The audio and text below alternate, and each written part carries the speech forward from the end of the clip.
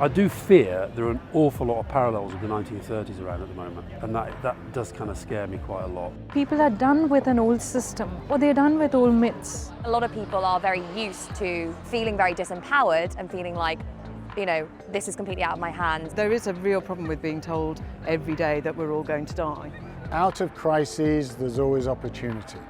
Crises galvanise. So out of these crises, you've got to have an opportunity and change. Well, we're in dark times on a very bright and sunny day, and it's just as well it is bright and sunny, because the times they are getting darker. And people, I don't know, losing faith, I think, in the reliability, the dependability of British political forms in particular. I lived part of the time in America, and the same thing is happening there.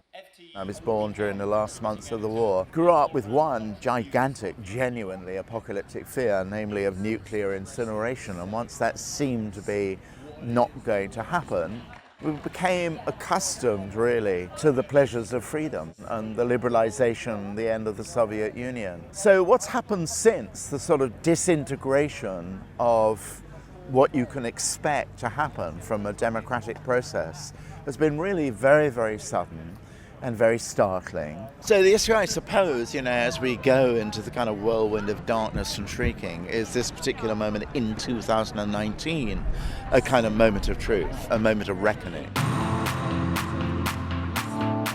We talk about the survival of the planet, but the planet's going to be fine. It's us that's the threat. And we are the threat to ourselves. This is absolutely real and incredibly urgent. And I think climate change is shaping everything politically. We've all seen melting ice caps and the fires around the Amazon, and this has heightened public consciousness. For me, listening and talking to experts, we've probably got a very few number of years left where if we don't do something, then it almost becomes irreversible, and that's very scary. One way or another, we are going to get a level of global warming that will transform all of our lives, and there is going to need to be a question of adaptation as well as mitigation. But it is not the case that we are literally living on definitely the end of the world, right? What happens next, the future, it really is in our hands. We're screwed because we haven't acted on climate change, and we're not going to act on climate change. There will be a little bit of action, not nearly enough, when the disasters start. So when Miami is wiped out, when London floods, what we're going to get is survival of the richest. Don't be in Bangladesh or Nigeria when climate change really hits. America is kind of two countries on this subject, in that you have a lot of people who are still impervious to the argument. At the same time, you've got the most advanced environmental movement on the planet, some of the most advanced renewable energy industries on the planet. And so living there, as I have for the past 16 months, it really is like inhabiting two worlds on the subject of climate change. And the biggest variable is how the rest of the world deals with it. Mark Twain is said to have said, history never repeats itself, but sometimes it rhymes, and there are strains of the way cultures can slip into authoritarianism. In some sense, we're living in one of those moments which self-accelerates. You just have to kind of follow the circus of what happens in Parliament and outside Parliament, and your just jaw drops the next day with something that you wouldn't have expected could happen, but it nonetheless unfolds. I think a combination of Trump, Brexit, now Johnson as Prime Minister, Bolsonaro, Putin, Orban, rise of China. There's a lot of stuff going on. You just think, this doesn't feel very good. I have definitely noticed sleep being interrupted by politics, way more than it was when I was actually working full-time in it.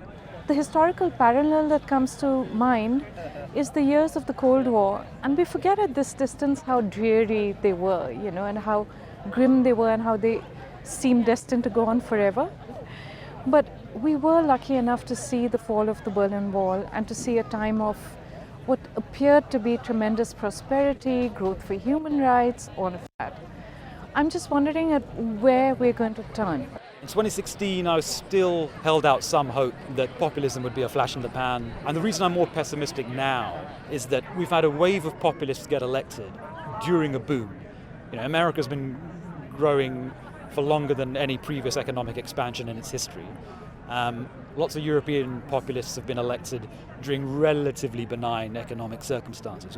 Were there to be a recession, or something worse than a recession, a financial crash of the order we had 11 years ago, then you'd have to imagine that the underlying public appetite for extreme political options would go up, not down. I think this is a passing phase. These people don't have solutions, and younger people are not anti-immigration. Younger people are worried about climate change. Younger people don't, on the whole, vote Trump, Brexit, etc. We're in a very bad moment with politics. That will pass. Our complete paralysis over Brexit has led to a collapse in what we understand our political system to be. Therefore, we cannot legislate for any social problems. We cannot do anything about the dreadful inequality in the country, which is getting worse and worse. And it's a very similar situation in the US, where a president who is focused really to the detriment of everything else on his own popularity and his own survival, has left vast swathes of the country adrift, and yet will probably get re-elected. These people are not conservatives, they are anarchists. And the main thrust of that anarchy is to undermine the institutions that are necessary for our survival. I feel like the trade war's got a bit more to give. The US-China thing, that's got a few more acts to play. And we might be in the process of exiting the European Union for the next 25 years. That might be all we do in this country. As a socialist, I'm confident in the capacity of human beings to actually change the future. Today, we really do have the potential to see working people, so like, the vast majority of people, take back control over our political institutions and use that to build an economic model that works for them rather than just working for the few. Well, I like to distinguish between the signal and the noise. And the noise is terrible right now. But we've got to look to the longer term. I mean, the underlying forces.